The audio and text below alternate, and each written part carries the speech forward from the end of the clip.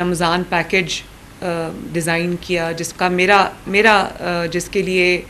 मकसद ये था कि लोगों के डोर स्टेप्स पे उनका जो रमज़ान पैकेज है या गवर्नमेंट की तरफ से जो रमज़ान का उनको हेल्प है वो उनको उनके डोर स्टेप पे मिले। तो टू माय अटर हॉरर मुझे पता चला कि हमारे पास डेटा नहीं है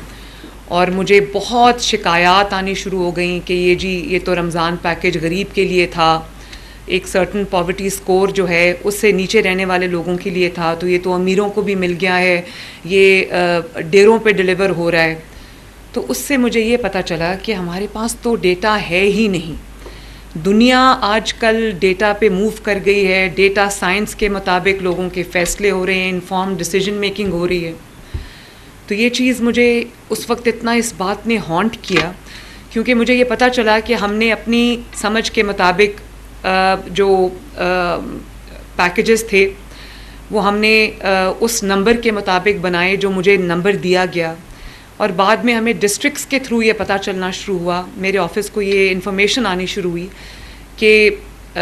ये बड़ा अच्छा चीफ सेक्रेटरी पंजाब का एक बड़ा अच्छा उस वक्त इनिशिएटिव था। इन्होंने डिस्ट्रिक्ट्स को ये कहा कि अपने डिपार्टमेंट्स के लोगों को यूज़ करते हुए फ़िज़िकल वेरिफिकेशन जो है वो पहले एड्रेसेस की कराई जाए ताकि किसी नॉन डिज़र्विंग को ये पैकेज ना मिले और डिज़र्विंग को ये मिले। तो जब हम फ़िज़िकल वेरिफिकेशन के लिए गए तो हमें ये एहसास हुआ कि जो एड्रेसेस हमारे पास हैं उनमें से कई एड्रेसेस ऐसे हैं जो हमें पता ही नहीं है कि वो घर किधर हैं, और वो लोग रहते भी हैं या नहीं रहते, उस एड्रेस से वो मूव कर गए हुए हैं, कहीं और चले गए हुए हैं, फ़ोन नंबर्स पुराने थे, गलत थे, कोई हमें उसके बाद हम एक सर्टन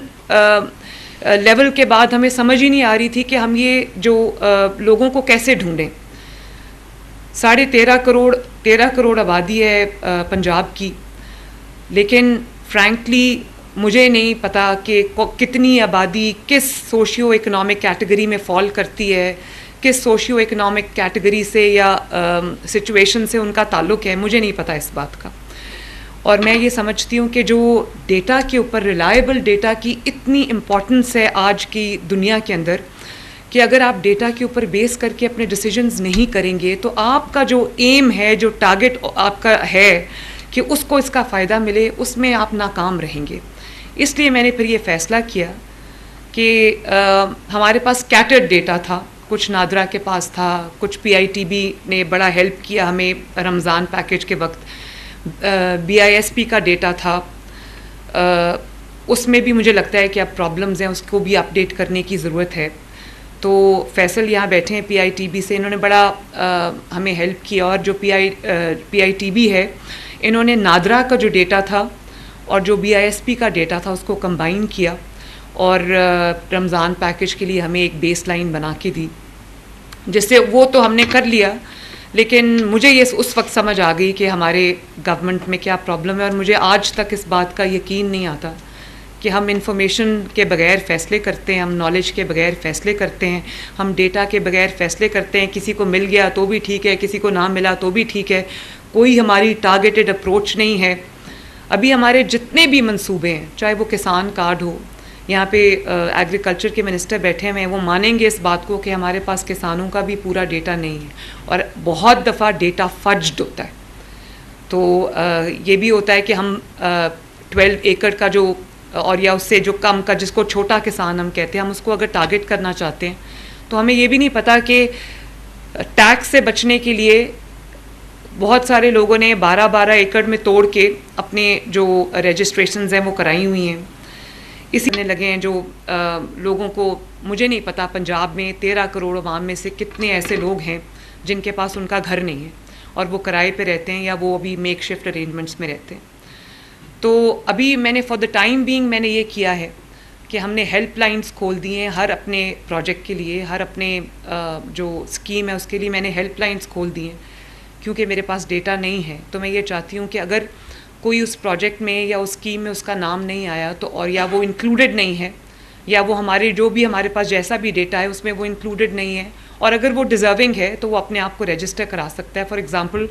मैं समझती हूँ कि अभी मैंने जब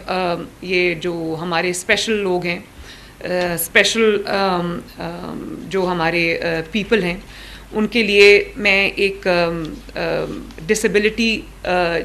किस किस किस्म की है मुझे नहीं पता, किसको व्हील चेयर चाहिए मुझे नहीं पता, किसको किस किस्म का इलाज चाहिए मुझे नहीं पता। मुझे ये भी नहीं पता कि जो लोग डिसेबल हैं वो उनमें से कितने ऐसे लोग हैं जो अपना काम कर सकते हैं, अपनी लाइवलीहुड कमा सकते हैं, कितने ऐसे लोग हैं जो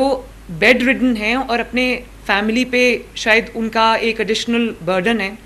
तो मैं उनको किस तरह से हेल्प कर सकती हूँ, मेरे पास डेटा नहीं है। इसी तरह आईजी साहब यहाँ तशरीफ़ रखते हैं, क्राइम का हमारे पास वो डेटा है जो 15 की कॉल्स का है। मैंने इनसे ये कहा है कि मुझे डिस्ट्रिक्ट वाइज ये पता होना चाहिए कि किस शहर में किस क्राइम की क्या क्या कितनी पॉकेट्स हैं, कहाँ कहाँ कौन सा क्राइम जो है वो उस तरह से ज़्यादा है। आजकल हीट मैप्स बनते हैं, हीट मैप्स जनरेट होते हैं, उससे आप उसके ऊपर बेस करके अपनी डिसीजन मेकिंग करते हैं। तो मैं ये समझती हूँ कि ये एक मच नीडेड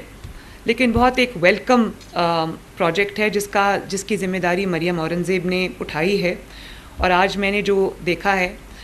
मुझे पहले भी इन अपडेट्स मिलती रहती हैं, मैं इसके ऊपर इनसे गाहे बगाहे लेती रहती हूँ इंफॉर्मेशन। तो बड़ी मुझे खुशी हुई है ये देख के कि रजिस्ट्रेशंस का आगाज़ हो गया है। सम 25 लाख इनकी रजिस्ट्रेशंस हो भी गई हैं और ये फैमिलीज़ की बात कर रही हैं। देखिए आज तक हम लोग इस बात को ही सेटल नहीं कर पाए कि हमारे पास जो हेड ऑफ़ द फैमिली है उसका नंबर है, उसके नीचे कितने फैमिली मेम्बर्स हैं हम नहीं जानते।